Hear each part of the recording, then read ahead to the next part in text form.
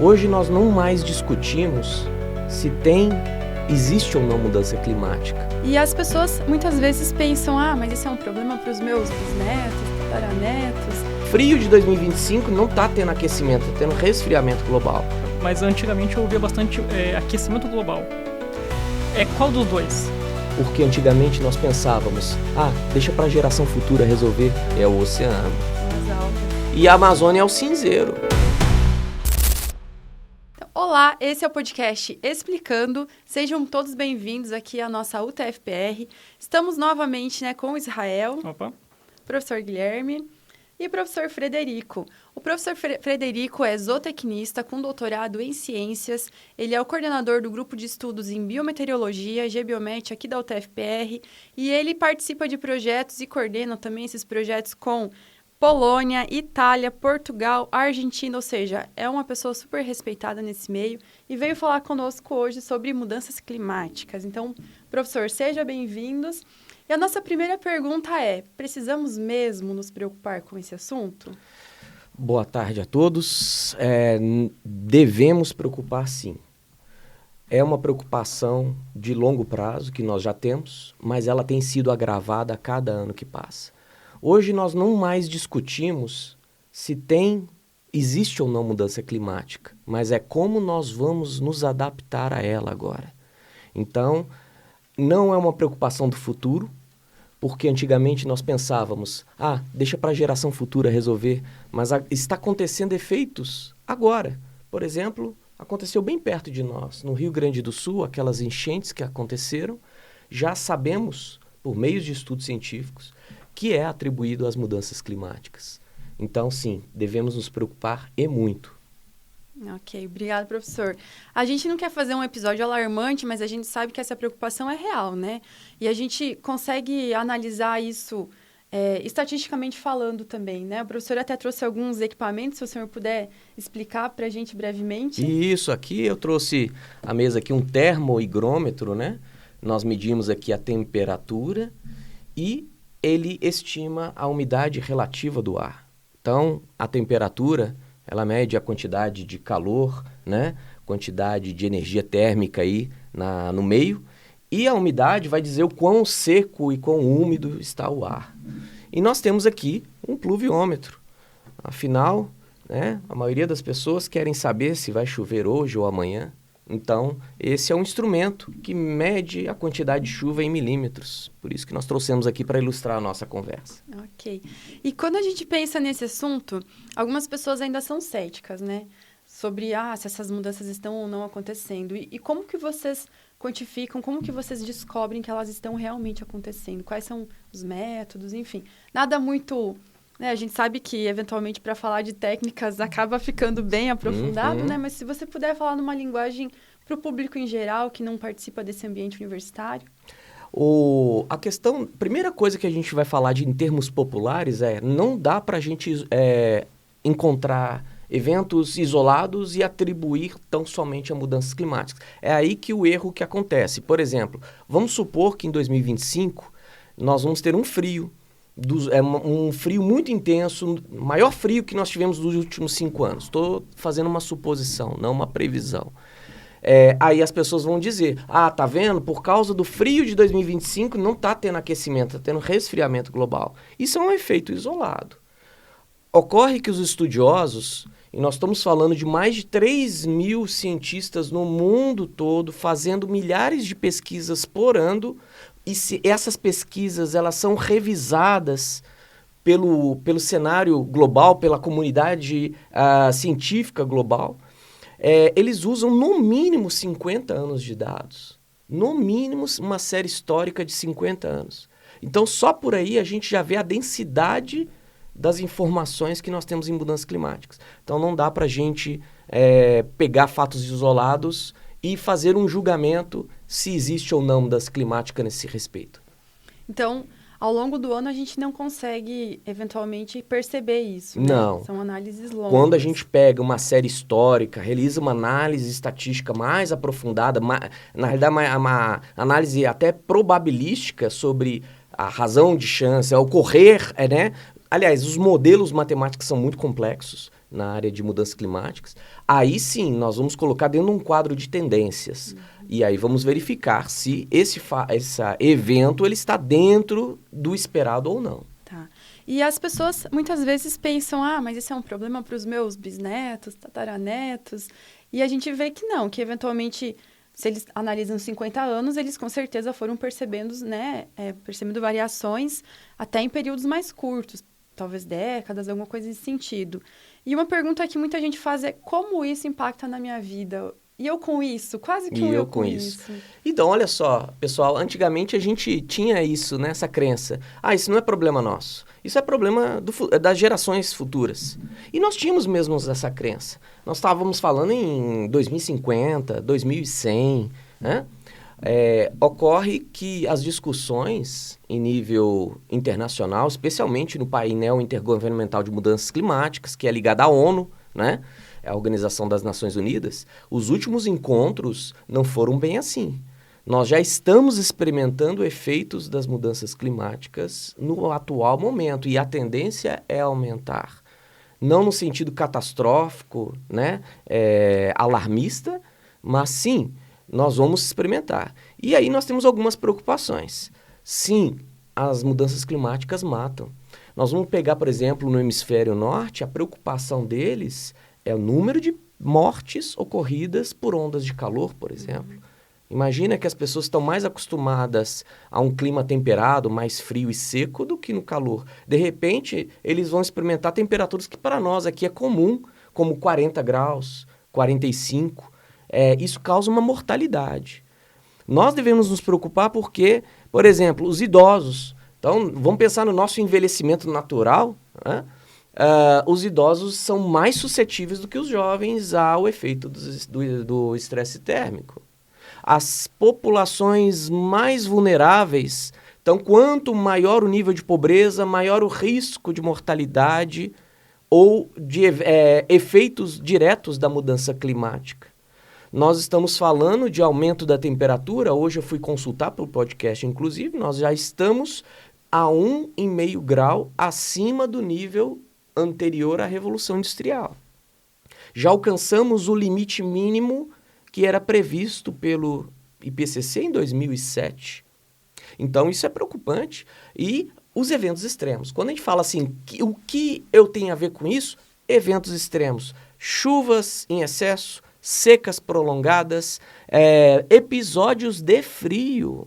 Aí eu vou falar, o que isso tem a ver com aquecimento global? Sim, quanto maior a temperatura, nós vamos até assistir maior produção de gelo no Ártico e no Antártico. Então, o nível do mar já aumentou 33 milímetros. Então, com isso, nós já temos regiões que já estão ameaçadas, inclusive no nosso país. O litoral, são as cidades litorâneas são as mais atingidas. Enfim, tem uma infinidade de situações que podem acontecer para a nossa vida. E se a gente pensa nessas mudanças, o Brasil ele é bastante afetado porque nós temos um país enorme, né? E a gente tem tanto esse problema com as secas, principalmente na parte, né, na região norte, nordeste, quanto problemas com enchentes, como aconteceu agora recentemente no sul. Então, quando a gente pensa como isso afeta a minha vida e eu com isso, geralmente são esses eventos mais extremos. Como a gente não tem, né, furacões, esses tornados, como acontece, né, mais para a América do Norte, mas a América do Sul é muito afetada por esses outros eventos. E outra coisa, Beth, que nos preocupa é o grau de preparo que a população tem para situações climáticas emergenciais. Uma coisa que o hemisfério norte já tem, depois de muito tempo ser castigado, por exemplo, vou dar o exemplo dos Estados Unidos, das temporadas de furacões. Eles já têm um sistema de defesa civil muito organizado. A população já tem um treinamento sobre isso. Nós, infelizmente, historicamente aqui, eu deixo bem claro o nosso registro e a nossa admiração pelo pessoal, pelos profissionais que trabalham na defesa civil. Historicamente, os governos não têm investido na defesa civil. Então, nós somos remediativos. É aquele que vai colocar a grade em casa depois que o ladrão entra. Então, nós vivemos remediando, mas nós não temos prevenção. E isso é preocupante. No meio de uma situação caótica, cada um preocupa com o seu. E aí que gera os problemas. Nós verificamos isso no Rio Grande do Sul, por exemplo, pessoas com casas saqueadas, né? Criminalidade aumentando, mas dentro do grupo que está tentando se salvar. Então, essa é a nossa preocupação. É o grau de preparo que países em desenvolvimento não têm. E os países pobres, menos ainda. Então, isso é alarmante. E agora a gente sabe que existem alguns eventos relacionados também a essas mudanças climáticas, né? O COP30 que vai acontecer no Brasil. E o Brasil, ele tem um protagonismo internacional relacionado a isso? Ou a gente ainda não tem muita força? Como é que tá? O Brasil, ele tem um potencial enorme de protagonismo nesse cenário. Primeira coisa que o Brasil tem, e que o mundo inteiro olha para nós em função disso, nós temos o maior bioma terrestre do planeta, que se chama Amazônia. Mesmo com essas degradações que nós estamos vendo, mesmo com esse desmatamento, mesmo com a grilagem de terra que existe por lá, ainda é um bioma majestoso. Países desenvolvidos injetam dinheiro não para exploração, mas para a preservação do bioma amazônico. Então, o Brasil é considerado um país verde. Então, com isso, nós podemos utilizar de tecnologias sustentáveis, aumentar a nossa matriz energética verde para colocar no mundo a liderança em questões globais de mudanças climáticas. Nós temos que aproveitar esta oportunidade que nós temos essas questões que o Brasil está bem resolvido ou em solução para que nós possamos cada vez mais firmar esses acordos, colocar diretrizes. Ocorre que, como você mesmo colocou, o Brasil ele tem um tamanho de um continente. Então, o nosso problema se chama fiscalização e controle. Nós não temos ainda investimentos novamente em pessoal, em equipamentos para controlar esses lugares que às vezes são até mesmo inacessíveis. Então, é aí que ocorrem os crimes ambientais. Então, o Brasil poderia ser protagonista também nessa questão de fiscalização e controle. Ainda nós estamos engateando nesse ponto. Não, é que você falou da questão das tecnologias verdes e tudo mais. O que causa as mudanças climáticas e por que essas coisas verdes ajudam a diminuir? Muito bem. Que eu estou na dúvida ali. Isso é uma pergunta muito boa. Então, primeiro é o seguinte, o aquecimento global ele é causado... vamos deixar bem claro. A variabilidade climática ela é natural, tá? Então, nós temos períodos geológicos de aquecimento e resfriamento. Para vocês terem uma ideia, ali na Idade Média, nós tivemos a mini era do gelo, né? Matou muitas pessoas na Europa, por exemplo. Nós temos registros disso.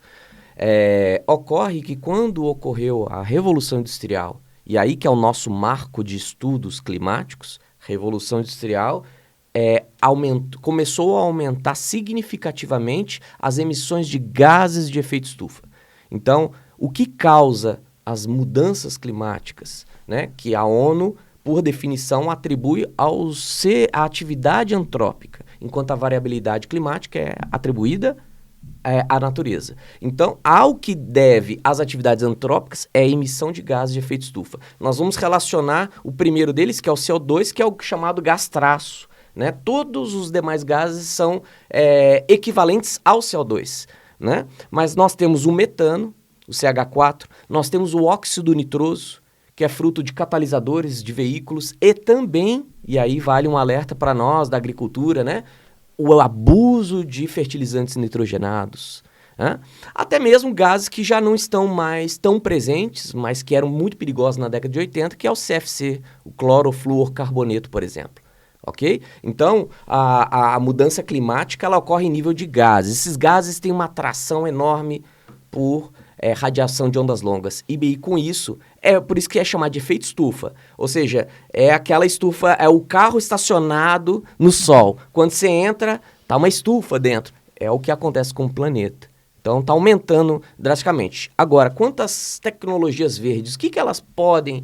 Tudo que nós possamos reduzir a emissão de gases de efeito estufa já entra no escopo de tecnologias verdes. Vou dar um exemplo, que hoje está em voga aí, né, no meio automobilístico, os carros elétricos, por exemplo.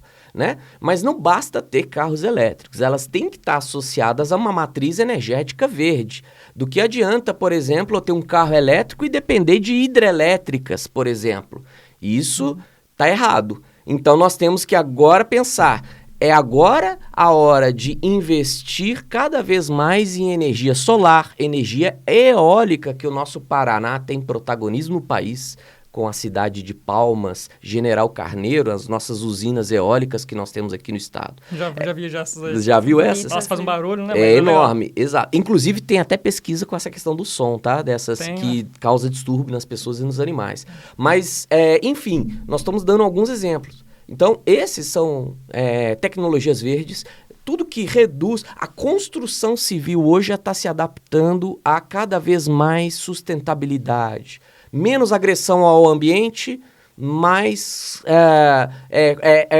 oferecendo o mesmo ou melhor conforto para as pessoas com menos impacto. Exato, a palavra é principalmente impacto. No gás emitido. É ali que está o problema. É aí que está o problema, exatamente.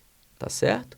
Então, tudo que a gente puder regular nesse contexto, em todas as atividades humanas, ganho para mitigar. O que é mitigar? Reduzir o impacto. Né? Então, nesse ponto que o Brasil precisaria investir mais, mas ainda nós estamos engateando. E quando a gente pensa nisso, em questão de conforto, né? Esse conforto térmico que a gente gosta tanto, porque é muito difícil hoje uma casa que não tem um aparelho de ar-condicionado, um ventilador, pelo menos a pessoa vai ter, né? E quando a gente pensa em conforto, se eu estou num prédio, né, num barracão, sem nenhuma estrutura de ar-condicionado, ventilador, normalmente aquilo vira numa mini estufa. Se eu estou num lugar de mata, num bosque, é muito mais agradável. O conforto térmico é muito melhor. Então, se a gente tivesse mais espaços também nas cidades, né, com parques e bosques, espaços arborizados, isso melhoraria também bastante. Não que isso influenciaria tanto ali naqueles gases, né, mas a qualidade de vida, a qualidade de vida maior. Térmico. Aí vai um alô para o pessoal da silvicultura urbana, né? Porque hoje nós temos o efeito das ilhas de calor, né? O excesso de concreto e asfalto, ele aumenta a amplitude térmica. A amplitude térmica é a diferença entre a temperatura máxima e mínima, né?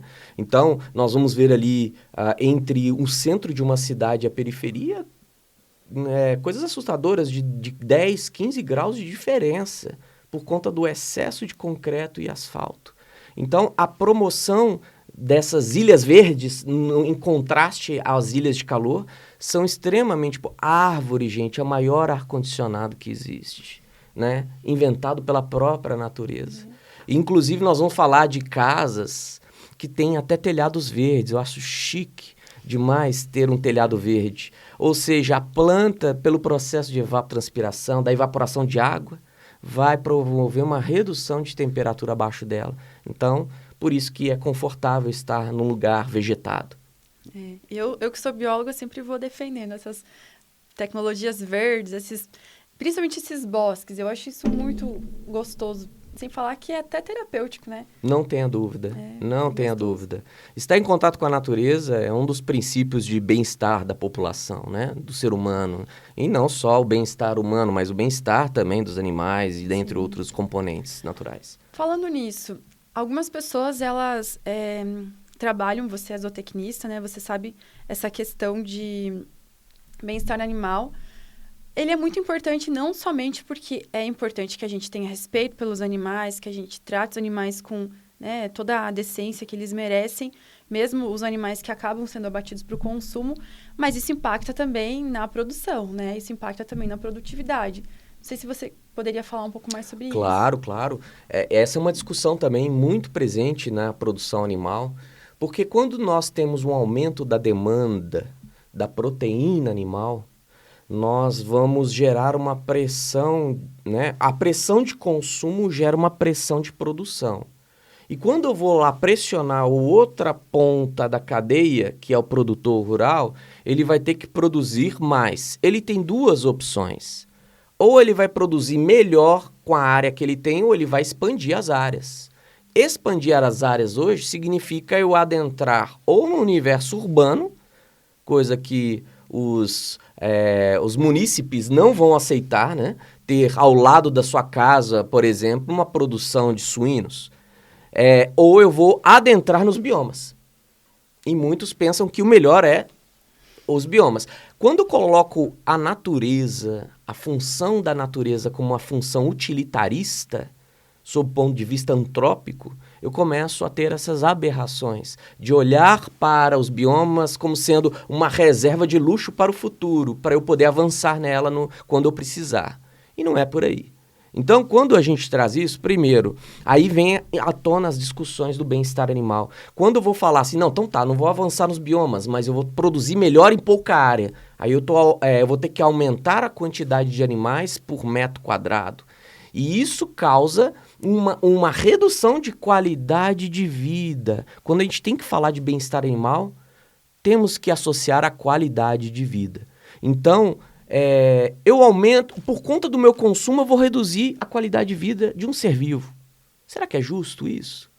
E aí nós vamos ter várias correntes pensantes a respeito.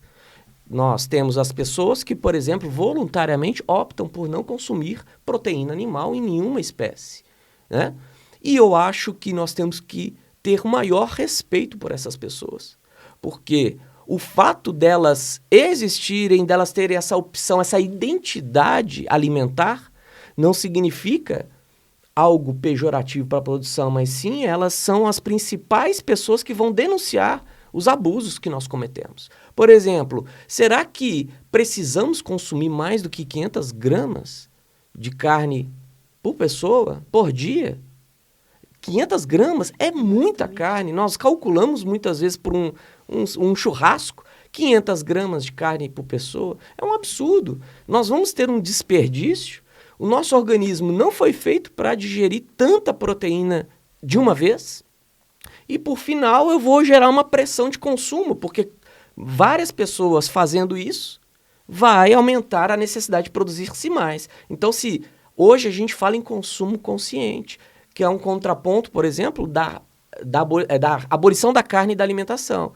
Então, hoje tem campanhas da segunda sem carne, que aproveite a segunda-feira, não coma carne, para reduzir o consumo. Ou o consumo consciente, ao invés de eu comer o porco inteiro, eu vou comer só a perninha, né? Como dizem, né? Ou seja, um bifinho já está satisfeito, não precisa comer, né, vários bifes para se satisfazer. Essas são discussões muito interessantes a respeito. E é interessante porque muitas vezes as pessoas que não comem carne, até é um pouco polêmico, porque elas acabam sendo julgadas. Porque, se você gosta, por que não come? Mas tem toda essa questão, né, de você...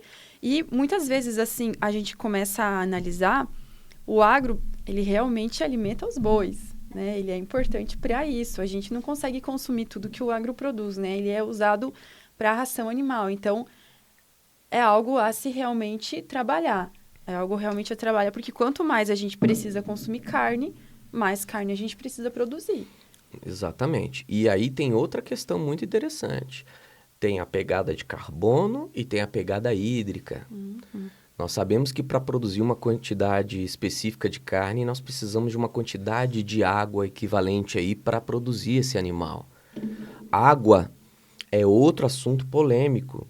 Nós crescemos na nossa infância, né? Saímos da nossa infância com o discurso da professora ou do professor dizendo que a água é um recurso natural renovável.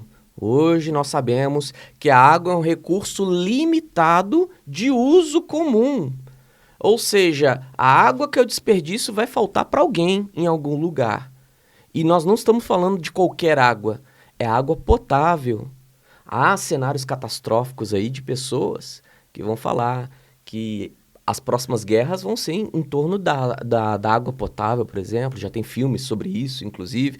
É possível se nós descuidarmos com as nossas nascentes, a proteção, né, da nossa água potável, a renovação e, principalmente, de novo, a palavra é consumo consciente. É fechar a torneira, não precisamos lavar a calçada, nem jogar água na rua para diminuir a poeira.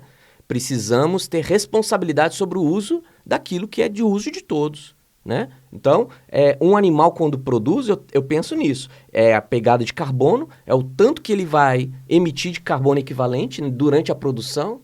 Ah, mas o agro retorna, né? É parte do CO2 pelo processo de fotossíntese, mas eu tenho os tratores, que é usado, utiliza diesel, vai emitir, né? Carbono na atmosfera. Tudo isso é contabilizado. Do transporte. Tem o transporte da carga, que hoje no Brasil, infelizmente, nós só temos um modal, que é o modal rodoviário, né? Nós reduzimos ao extremo o nosso modal ferroviário. Nós temos calha de rio para poder fazer transporte, né, por via fluvial, né? Então, tudo isso seria importante a gente pensar para...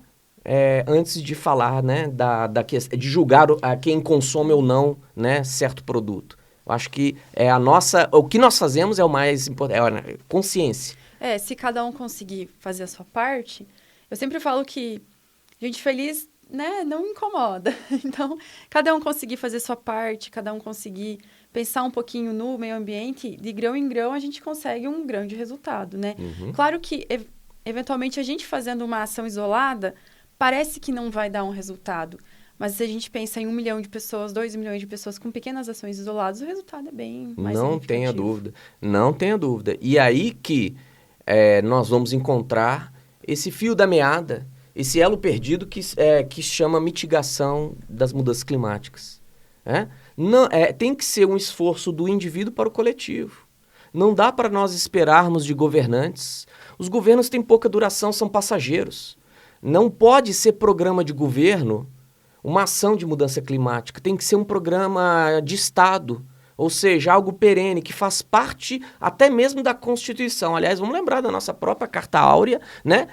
A Carta Magna, que vai falar que é obrigação do Estado proteger, né, os seus biomas, a natureza. Então, é um programa de Estado que já está na nossa Constituição de 88. Então, nesse contexto, obrigação de cada um de nós. Obrigação, dever, é proteger o que nós temos ao nosso alcance.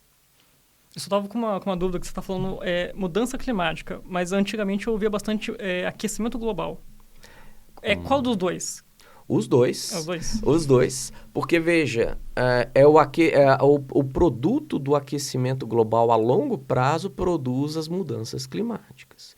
Então, nós temos a emissão de gases. Esta emissão de gases vai aumentar a temperatura média do planeta e essa temperatura vai promover forçantes climáticas. Ou seja, eu mudo a longo prazo a configuração, essa relação de causa e efeito da atmosfera.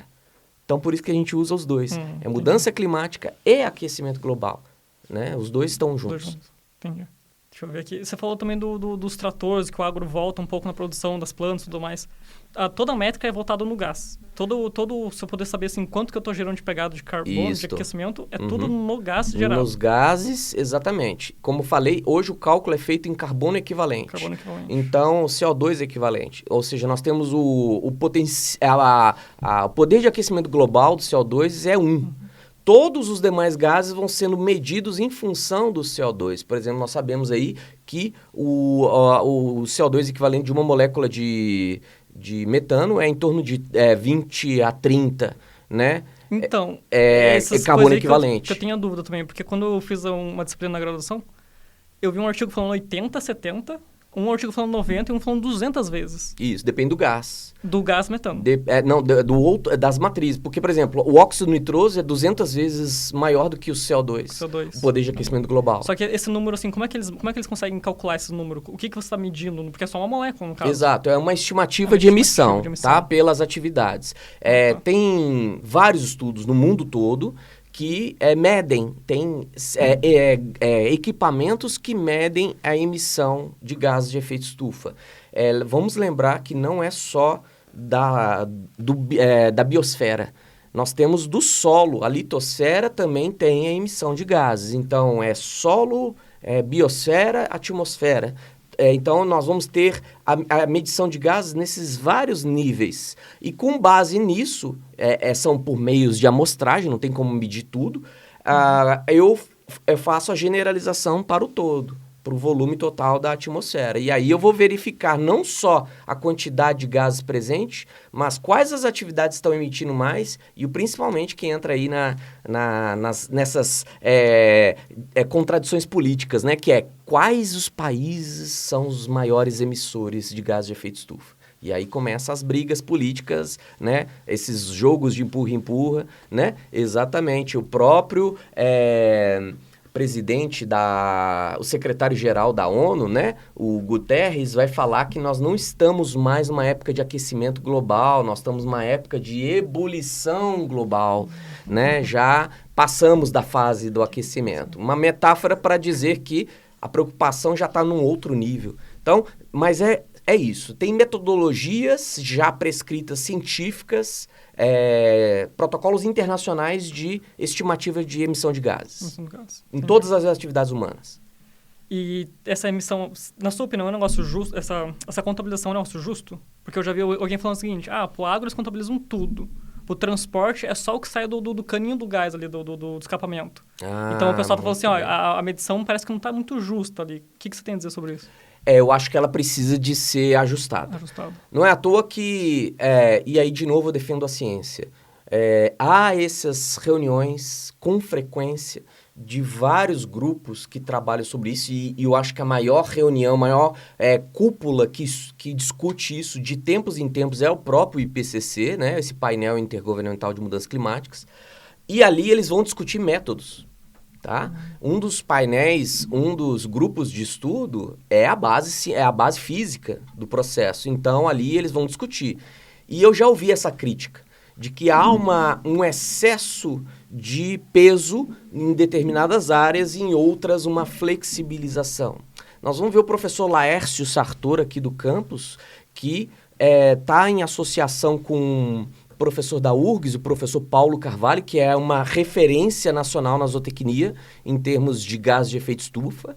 E ele vai dizer que, por exemplo, está tendo uma superestimativa da emissão dos gases do sul do Brasil em relação ao resto do país. Porque quando eles vão contabilizar, eles contabilizam o Brasil, emite X% de gases de efeito estufa.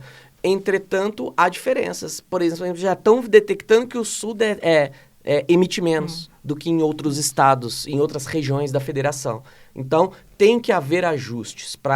Ainda há um grau, vamos dizer assim, entre aspas, de injustiça nesse processo. Entendi.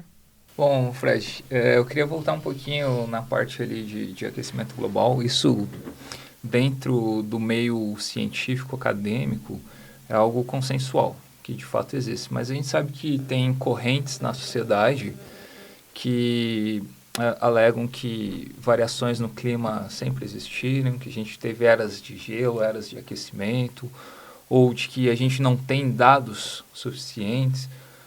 Como que a gente pode sensibilizar esse cidadão que não acredita ainda nessa verdade? Muito bem.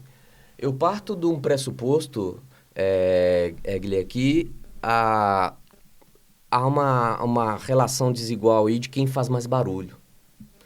Os cientistas são muito caladinhos, muito silenciosos, enquanto que os falaciosos falam bastante. Eles falam muito, fazem muito barulho e por isso eles são mais ouvidos pela sociedade leiga. Então, essa contracultura que eu chamo, né, do negacionismo, de tirar o peso do ser humano em relação à natureza, é algo muito preocupante, porque é um discurso inflamado, um discurso às vezes agressivo, e é esse discurso, da forma que ele é feito, que é o escutado pela população leiga. E por isso que muitas pessoas vão partir para afirmações mentirosas, como, por exemplo, que não está havendo um aquecimento global, nós vamos entrar agora numa era de resfriamento global. Isso não é verdade. Nós sabemos que a cada ano que passa, nós estamos batendo recorde do anterior. Nós estamos falando aí que os últimos 200 anos foram os mais quentes da história do planeta e que a última década foi responsável pelo aumento de 0,8 graus Celsius em relação à média histórica. Então, isso significa que, muito provavelmente, 2025 vai ser mais quente do que 2024. nesse contexto, eu acho que nós temos que marcar mais território, trazendo mais informações, como a professora Beth colocou aqui de forma muito elegante, que é a questão de nós transformarmos a linguagem científica, uma linguagem dura, árida, numa linguagem popular, que as pessoas entendam, e fazer mais barulho.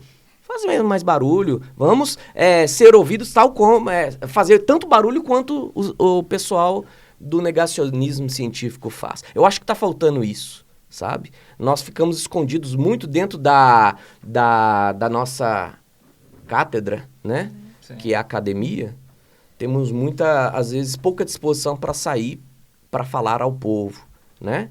Então, com certeza, a mídia, ela vai colocar em evidência aquilo que faz mais barulho. Então, que façamos mais barulho, cientistas. E né? você que se preocupa com isso, assim como nós, deixe seu like, compartilhe com aquela pessoa que está precisando ouvir essa mensagem, né? Porque essa mensagem precisa ser transmitida. É realmente isso. E eu acho que esse transformar, né, numa linguagem menos árida, como você falou, mais acessível, é importante, porque muitas vezes o professor, o cientista, a pessoa que está dentro do ambiente universitário, ela acaba se viciando numa linguagem mais técnica. Então, eu converso com os meus pares, com as pessoas que estão no meu grupo de pesquisa, e eu consigo conversar sobre termos técnicos da minha área, né? E as pessoas que não estão no ambiente universitário, elas não têm acesso a essa linguagem técnica, não têm acesso aos artigos, elas estão ocupadas fazendo lá as profissões delas, assim como nós estamos ocupados com as nossas profissões, né? Então, não dá pra gente esperar que todo mundo vá assistir uma palestra da área e vai entender, vai pegar um artigo da área e vai entender. Então, essa comunicação de marcar território, assim como você falou, realmente é importante, né? É fundamental, eu diria, para a gente conseguir ter uma conversa mais cara a cara com a sociedade. Isso não só para mudanças climáticas, tudo, né? Vários temas. É verdade. Não, eu concordo. Você consegue dizer mais mentiras que falam no meio? Que outras coisas que você escuta que não é verdade, que você escuta por aí? Nós tocamos no assunto do agro aqui, e aqui eu deixo o meu profundo respeito à comunidade, né, aos produtores rurais, né? Realmente são sustentáculos aí, não só da nossa economia, mas da nossa cultura e vários outros setores da sociedade.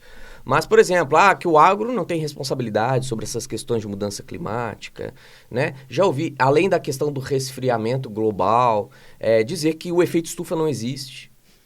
Nós estamos enterrando, se a gente acreditar que o efeito estufa não existe, nós estamos enterrando séculos da ciência. Nós estamos enterrando químicos, físicos, matemáticos, né? Que falaram, que mostraram por teoremas o efeito estufa.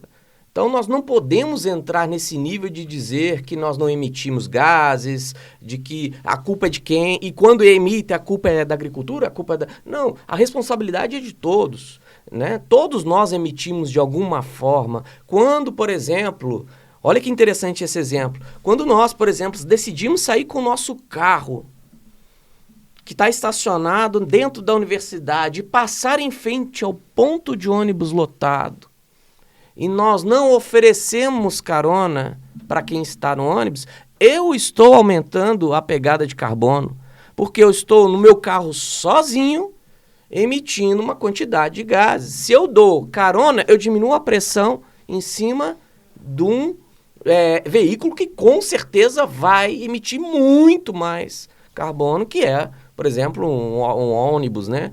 Então, essa mudança, esse shift de consciência que a gente vai tendo, que vai reduzindo. Então, tem muitas falácias a respeito, né?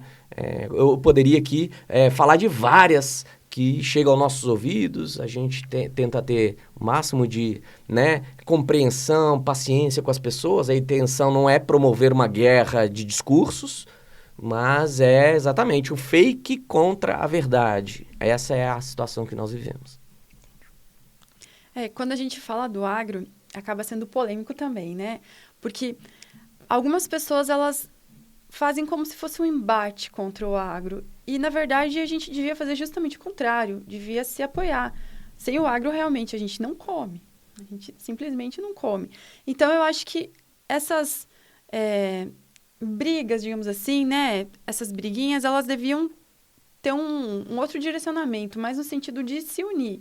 Porque se eu for pensar, eu vou lá lutar contra o agro, ok, né? Que eu sou do agro também, então vão lutar contra a gente, né?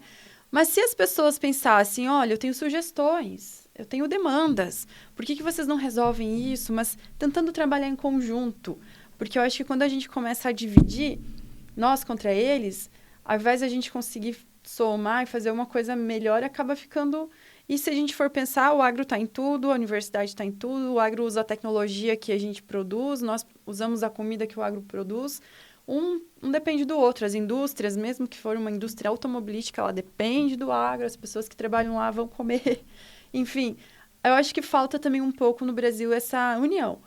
Por mais que eu tenha críticas a um sistema produtivo, por mais que eu tenha críticas a um setor específico, existem maneiras mais eficientes de você conseguir criticar sem arranjar uma briga, alguma coisa nesse sentido, para você, de fato, colaborar com uma mudança positiva e não ficar somente naquele âmbito de briga mesmo, né? Exato. Nós temos que entender uma coisa. O que gera uma briga? Uma discussão? De alguma forma ela inicia com um fator. Existem evidências dos dois lados, contraditórias, antagônicas, né? Então, como você colocou, quem é contra o agro, quem faz uma crítica à produção de alimentos, alguma evidência foi encontrada, negativa, por exemplo. Ocorre que muitas vezes, durante uma discussão, né, durante uma briga, há uma deturpação dessas evidências. Eu posso amplificá-la, eu posso distorcer, eu posso retirar um trecho do contexto e aumentá-la, né, dentro de uma estrutura dialógica, né, agressiva, aversiva. E o que faz uma briga continuar, né, ela se perdurar? Justamente é a inabilidade de dois lados se entenderem. E para ter entendimento, eu tenho que querer entender o outro. Então, quando eu tenho dois lados que não querem se entender, cada um conta com a sua própria verdade, acaba que não tem entendimento, não tem esclarecimento, não tem, né, pacificação. Para ter paz, a gente precisa ter os dois lados querendo se unir, né? E é isso que você falou. Nós não podemos subjugar nenhuma área, né, de atividade humana, porque nós somos interdependentes. Nós dependemos da indústria para ter o agro. O agro tem a motivação, né? A indústria tem a motivação da aplicação, né? Então, tudo isso está interligado. Todas as áreas humanas estão intrinsecamente ligadas. Então, nesse contexto, nós não podemos mais permitir na sociedade nós perdemos tempo. O que nós estamos falando é tempo. O relógio da natureza, do planeta, está rodando inexoravelmente, ou seja, ele não vai parar. E é uma questão de tempo, a questão dos alarmes da mudança climática. Então, quanto mais a gente perder em discussões infrutíferas, menos nós vamos agir para conter, né, os avanços das mudanças climáticas. Qual que é a consequência? Se não mudar nada do jeito que está hoje, qual que é a consequência daqui a 50 anos? Você tem uma estimativa? Conseguimos. Já tem estudos, né, bastante sólidos, vários estudos, que mostram cenários. Ou seja, aí nós estamos falando em simulações, né? Claro que a simulação ela tem que ser analisada com muito cuidado, porque é muito difícil nós prevermos o futuro. Por exemplo, dentro da mudança climática, o que nós temos dificuldade hoje de contabilizar matematicamente é o nosso grau de adaptação. Porque nós não estamos contando o quanto que a natureza conseguirá, por meio da seleção natural, fazer uma adaptação, ou seja, indivíduos mais resilientes à mudança climática, por exemplo, né? No campo animal, vegetal, né? Humano, microbiológico. Constante, ali. Exato. Nada mudou. Agora, vamos supor, nada mudou. A gente cruzou os braços e resolvemos continuar emitindo do mesmo jeito. Bom, a questão é primordial, o aumento excessivo da temperatura, que vai promover efeitos extremos, né? Temporadas de furacões, locais que não tinha tornado passa a ter, chuvas que não são equilibradas, são chuvas que estragam, né? Solo, planta, cidades, secas, a própria questão do frio, né? Então, eu estou falando só do clima, mas aí nós temos outros problemas. Uma das maiores preocupações hoje é a medição do nível do gelo continental.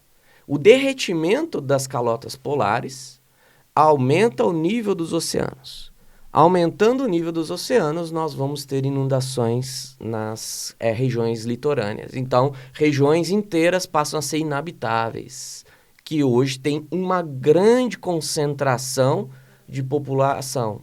Vamos pegar aí nossa cidade maravilhosa, Rio de Janeiro. Você consegue ver o Rio de Janeiro debaixo d'água? Os cientistas conseguem, pela simulação. Outra coisa é que o oceano, ele absorve CO2. Isso, para mim, foi uma descoberta, quando a gente começou a estudar mudança climática. O oceano, ele absorve CO2. Quanto maior a absorção de CO2, mais ele se acidifica. Acidificando, ele começa a ter uma água imprestável para a vida marinha.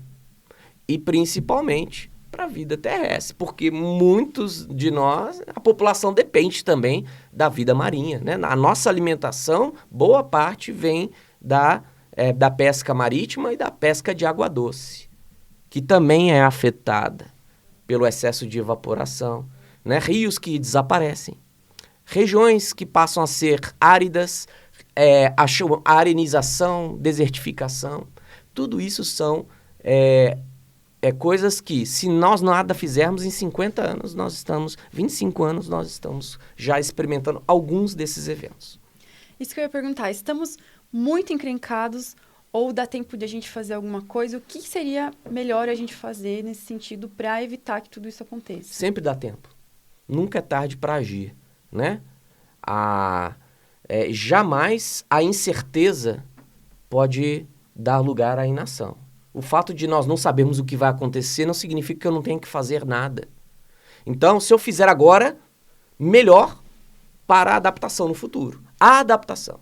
Nós não estamos falando em eliminar a mudança climática. Nós estamos falando em aumentar a resiliência da humanidade, da vida na Terra em relação às mudanças climáticas. Então, se nós fizermos agora a adoção de tecnologias verdes, conscientização quanto à emissão de gases, a contabilização correta, como você mencionou, sem injustiças matemáticas, né, por modelagem, tudo isso vai frear. Se a gente conseguir frear, e aí entram os acordos, né, globais, aí, os acordos de cooperação, né, climática, as cúpulas climáticas, servem para revisar o que os países prometeram e o que eles estão realmente cumprindo e estabelecer novas diretrizes, novas cobranças para que haja uma conscientização em nível global. E é isso que nós precisamos. E é isso que vai acontecer na COP30? Muito bem, a COP30 é uma dessas cúpulas trazidas para o Brasil, vai ser em Belém do Pará. Ela está sendo muito esperada. Primeiro porque ela estrategicamente está sendo ali no seio, né, da floresta, né? Está na circunvizinhança da floresta amazônica. A tentativa, claro, tem todo um apelo político. Nós não podemos deixar de analisar isso. Ou seja, trazendo para o Brasil, é uma forma do Brasil falar mais alto perante aos demais países. Então, nós vamos esperar uma revisão do Acordo de Paris, né? Vamos lembrar que existe um acordo, como teve o Protocolo de Kyoto, nós temos o Acordo de Paris, que é o que nós seguimos agora, e toda cúpula que nós temos, hoje nós estamos na 30ª edição, né? Na número 30, nós vamos aí fazer toda essa revisão, principalmente dos países mais emissores. Hoje, os países que mais emitem, nós sabemos, são Estados Unidos, Rússia, China e Índia, né? Pelo contingente populacional, mas também pela produção industrial, né? E emissão de gás. Então, e vai vir muito, os analistas estão nos informando que espera muito novas tecnologias verdes nesse processo. Então, vai vir discussão de redução de aumento de incentivos para tecnologias verdes, especialmente aí os que estão tendo hoje, carro elétrico, energia solar, eólico. Está se esperando pela COP30 maior aporte de financiamentos internacionais em programas de sustentabilidade em países emergentes, né? Especialmente África, América Latina. Eles estão e Oceania, eles estão focando muito financiar projetos de proteção ambiental nesses países, né? E a nossa chance agora de reafirmarmos e trazermos recursos, porque custa caro a mitigação. Não sai, não é só uma questão só de consciência, envolve dinheiro, envolve transformação, né? Então tem custo. E o boleto é muito caro. Mas mais caro ainda é o boleto que vem da natureza. Não tenha dúvida. Esse custa vidas. Fred, você comentou que desde a Revolução Industrial já se aumentaram alguns graus na média. Qual o valor foi esse mesmo? Bom, hoje, exatamente hoje, né? Nós temos aí um aumento de em torno aí de 1,5 grau. 1,5. Médio em relação à época medida da Revolução Industrial, que foi o começo das medições meteorológicas climáticas. Existe alguma projeção em termos de, se chegarmos a 3 graus? 3 graus seria muitos, mas nós já estamos na preocupação. Há 10 anos atrás, a Organização Meteorológica Mundial já emitiu um alarme de que nós chegaríamos à marca de 1,5. Atingimos o que eles previram. Agora eles estão preocupados que se nós chegarmos a 2 graus, e nós estamos caminhando para isso, a marca hoje, eu falei aqui, aproximadamente 1,5 grau, mas nós já estamos acima de 1,5 grau, né? Mas se chegarmos a 2, os eventos extremos vão ser muito mais graves do que agora. Então, a projeção é essa. Ocorre que aquilo que nós estávamos discutindo anteriormente, nós fazíamos projeções para 100 anos. Nós já estamos receosos de chegar a 2 graus, muito antes dos 50 anos. Existe um limite no qual se torna irreversível? 4 graus. 4 graus. 4 graus. Acima de 4 graus, a vida terrestre está em risco completo. Espero que nós não precisamos, né, duvidar disso para como diz, vou esperar para ver. Não espere. Eu tenho uma dúvida, por isso que eu queria trazer a questão dos dinossauros aqui no episódio, que é justamente nesses 4 graus ali. É que eu estava assistindo uma palestra numa semana acadêmica que teve aqui, e era sobre dinossauros, ou sobre fósseis e tudo mais, aqui no Paraná. E aí o professor veio, ele deu um mapa e tudo mais, e ele só jogou um dado assim no meio da palestra, era sobre outro assunto, na verdade, né? E ele falou assim, aqui nessa época em que a temperatura média era 9 graus a mais do que hoje. E isso ficou na minha cabeça. Aí eu fiquei assim, não, pera lá. Era 9 graus a mais quando tinha dinossauro aqui, e ele mostrou o mapa, assim, era todo preenchido de vegetação do mapa mundi ali e tal, estimativa, né, que seria. E aí eu fiquei pensando nisso, assim, peraí. Então, se 9 graus a mais tinha um monte de vida no planeta, então se aumentar a temperatura hoje, não é tão pior assim, não é tão ruim. É isso que eu fiquei na cabeça, sabe? Porque se na época tinha muita vida... Existe uma questão de aumento e existe uma questão de intensidade. O problema não é o aumento da temperatura, é quão rápido isso vai ser e quão isso vai pegar nos nossos limites fisiológicos. Né? Tá aí a diferença. Né? Falando nós, seres vivos como um todo. Essa é a grande diferença. Nós estamos falando desde 1800, início dos 1900, uma medida e em 2025 nós já estamos a 2 graus acima, médio, né? Então significa que nós temos extremos, valores máximos e mínimos dentro dessa série histórica. Imagina a rapidez que isso acontece e que na época dos dinossauros teve aumentos expressivos, mas isso demorava quanto tempo? 500 anos, 1000 anos, né? Hoje nós estamos falando em 50 anos, 50 anos, 100 anos de aumento. Então, pode parecer absurdo isso, né? Mas peraí, existia a 9 graus e agora nós estamos falando de 4, que é praticamente... não estou falando de extinção. Porque, novamente, nós não contabilizamos nesse cálculo o grau de adaptação e resiliência. Agora nós temos que lembrar uma coisa. Agora eu vou lançar uma coisa polêmica aqui, né? Biológica. É que em matéria da natureza, ela pode viver com o ser humano, sem o ser humano e apesar do ser humano. Nós não somos uma espécie essencial dentro da biologia terrestre. Podemos, sim, ser tirados do cenário para que existam outras. É possível.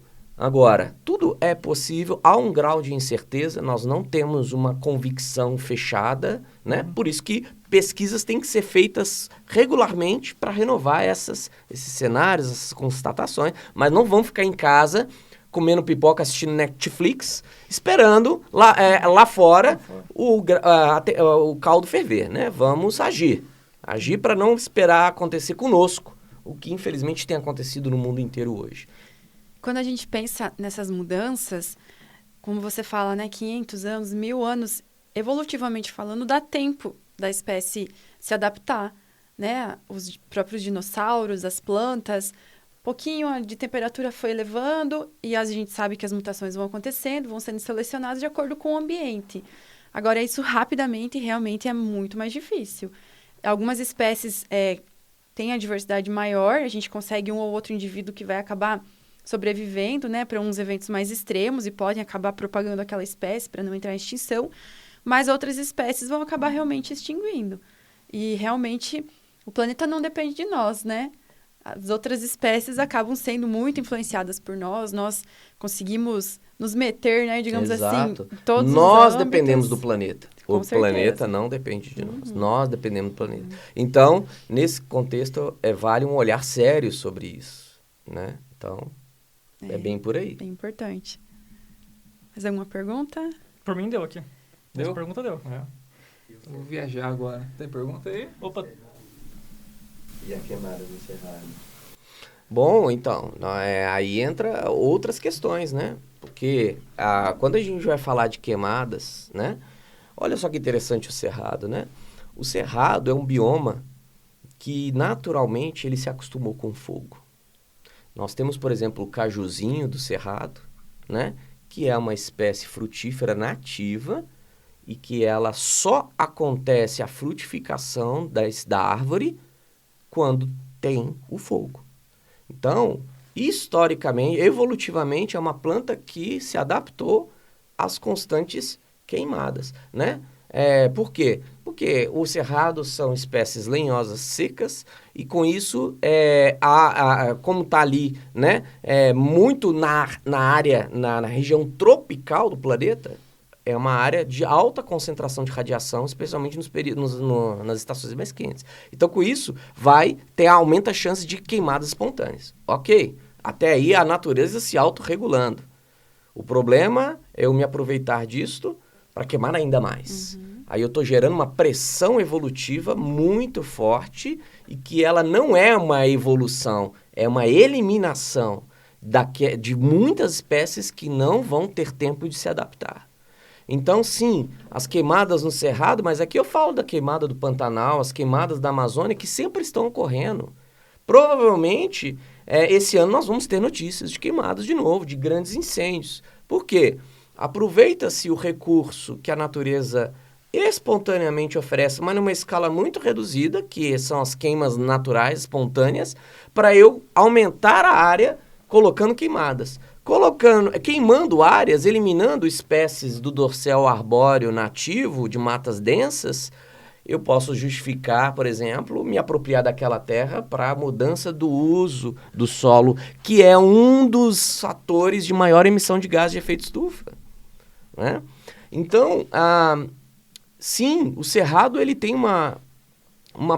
veja, todos os biomas eles exercem um serviço ecossistêmico, né? Para toda a sua vizinhança, para tudo que faz parte dele, para todos os animais, micro-organismos e seres humanos. Se a gente tivesse consciência disso, a gente não derrubaria mais nenhuma árvore, né? Então, hoje o Cerrado está reduzido a menos de 12% da sua composição original, né? Muito fruto da expansão agrícola. Não podemos deixar de negar isso. Mas foi necessário, mas a um custo muito alto de extinção. E nós estamos falando de continuidade dessa extinção. Estamos aumentando a lista vermelha das espécies em extinção. Ou daquelas que nós nunca mais vamos... os filhos, os netos vão ver em livros, né? Vão quase que duvidar que existiram seres desse sentido. Então, tem tudo a ver. Está tudo interligado. E quando nós pensamos no ambiente marinho, a grande maioria ainda das espécies nós nem descobrimos. Então, tem espécies que podem se extinguir antes da gente saber antes que da elas gente existiam. conhecer, né? Exato. Por exemplo, hoje fala da acidificação dos oceanos, a primeira preocupação são os corais e recifes, né? A extinção de... Ora, corais e recifes são fundamentais, é como se fosse o alicerce da construção marinha, da vida marinha. Não só, ela ao mesmo tempo é o abrigo e é o alimento. Quando você extingue o abrigo e o alimento, você deixa essas espécies à deriva, à mercê de um ambiente totalmente inóspito, que aí nós vamos ter a escalada disso, né? Então... É complicado. Complicado. Que a Amazônia é o pulmão do mundo, mas não, é o oceano. É o oceano. É o oceano. São as algas. E a Amazônia é o cinzeiro. Aí vão falar assim, porque ela está queimando? Não, pela estoque de carbono que ela tem. Ela tem uma quantidade colossal de carbono sequestrada no seu lenho, bem como abaixo do solo. Então, olha o que a gente faz. A gente queima e desmata. A gente tira aquilo que está sequestrado e libera. Mas não só da árvore. A quantidade colossal é do solo, né? E quando eu vou lá, trago um correntão, derrubo, queimo, boto um arado em cima, uma grade e faço uma mudança, revolvimento do solo, eu estou aumentando ainda mais. Olha que efeito mais maluco. E tinha essa crença, né, de que a Amazônia era o pulmão do mundo, e depois quando começou, né, a se esclarecer que os oceanos, essas algas que realmente fazem essa maior produção, né, por conta da quantidade, especialmente, e algumas pessoas começaram a falar, então, a gente não precisa mais da Amazônia. Mas se a gente for pensar no clima, a Amazônia é fundamental, porque se a gente não tivesse a Amazônia, aí sim que a gente ia viver num deserto, provavelmente. Provavelmente não, certamente. Com certeza, né? Os maiores desertos do planeta estão na chamada latitude de Cavalos, que é a latitude de 30 graus, norte e sul. Pode pegar aí, qualquer deserto, Atacama, Kalahari, o Grande Saara, todos estão numa latitude 30. A latitude 30 passa sobre o Brasil, no norte do Rio Grande do Sul. Nós não temos um deserto lá. Nós não temos um deserto na Argentina expressivo ali nessa região, no Paraguai, né? Por que nós não temos? Por causa da Cordilheira dos Andes. E por que Cordilheira dos Andes? Por causa da Amazônia. Nós temos os chamados rios voadores, que são a maior quantidade de água, muito maior do que a maior bacia hidrográfica do planeta, que se chama Rio Amazonas, e seus afluentes. Ela era para ir para o Pacífico. Ela se desvia a rota e forma os jatos de baixo nível, que são aí o canal de umidade que abastece a chuva do Rio Grande, do sul do país e do sudeste. Nós tivemos aí a crise hídrica de São Paulo e todos sentiram o que é fechar a torneira da floresta amazônica por um tempo, né? Nós podemos transformar a Amazônia numa savana tropical. E aí nós extinguimos, nós desmontamos, desinstalamos essa torneira que são os rios voadores. Aí nós vamos partir para um processo de arenização, desertificação avançado no que nós chamamos do celeiro do Brasil, que é o sul e centro-oeste. Então, temos que cuidar. A Amazônia está mais perto de nós do que nós possamos imaginar. Ela está, né, nas nuvens, descendo em formato de chuva para nós. Certo. Eu acho que para a gente finalizar, se você puder deixar alguma mensagem do tipo, como as pessoas normais, né, eu na minha casa, no meu trabalho, como eu consigo colaborar com esse tema de mudanças climáticas, porque muitas vezes a pessoa até se interessa pelo assunto, ela tem ali a vontade de colaborar e não sabe como ela isoladamente consegue colaborar de alguma maneira. Uhum. Aquela metáfora do passarinho no meio da floresta, né? Que ele estava ali tentando apagar um grande incêndio florestal e alguém da natureza ali, uma cigarra provavelmente, né? Sempre demoniza a cigarra, mas ela é um ser tão bonito, né? Mas ela virou e falou assim, pra que você está fazendo transporte de água? Você acha que você com esse biquinho seu, você vai dar conta de apagar esse incêndio? Ele falou, não vou dar conta de apagar o incêndio, mas estou fazendo a minha parte. Né? Se todo mundo tivesse essa consciência do passarinho, alguns colocam nessa metáfora borboleta, enfim, né? Se nós tivéssemos essa consciência de que eu vou fazer a minha parte, a vida do planeta importa, inclusive a minha, eu vou trabalhar não só para mim, para quem está ao meu redor. Não só para quem está ao meu redor, para as gerações futuras que talvez eu nem vá conhecer. Mas eu gostaria muito, não é de deixar, né, transformar, como diz, que meus filhos não façam um mundo melhor, mas que eu dê para o mundo filhos melhores no futuro. Ou seja, que eu possa ficar tranquilo que o meu legado é deixar a minha contribuição para um planeta melhor. A gente fala tanto de respeito às diferenças, né, quanto ao ser humano, mas e ao respeito ao ambiente, ao planeta? Será que nós temos respeito? Então, eu queria aqui deixar como mensagem final para quem nos assiste, nesse brilhante podcast aqui, parabenizo essa equipe maravilhosa. A pergunta é, qual é o seu legado? Qual é o legado que você quer deixar, né? E essa pergunta, que ela possa nortear a vida de cada um de nós. Certamente a resposta, qualquer resposta que nós dermos em ação, vai ser bom para o planeta. Perfeito, professor. Muito obrigada pela sua disponibilidade em vir aqui conversar conosco. Esse tema é extremamente importante, extremamente relevante. Temos certeza do trabalho que você tem feito, né? Que com certeza você já está deixando um legado para o teu filho, né?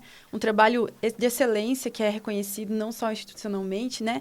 E agradecemos você pela participação e deixamos aqui para que as pessoas que estão nos assistindo coloquem nos comentários as dúvidas, as curiosidades, e a gente vai perguntando para o professor Frederico. Em algum momento a gente faz um vídeo, né, do professor respondendo. Deixem aqui as suas colocações.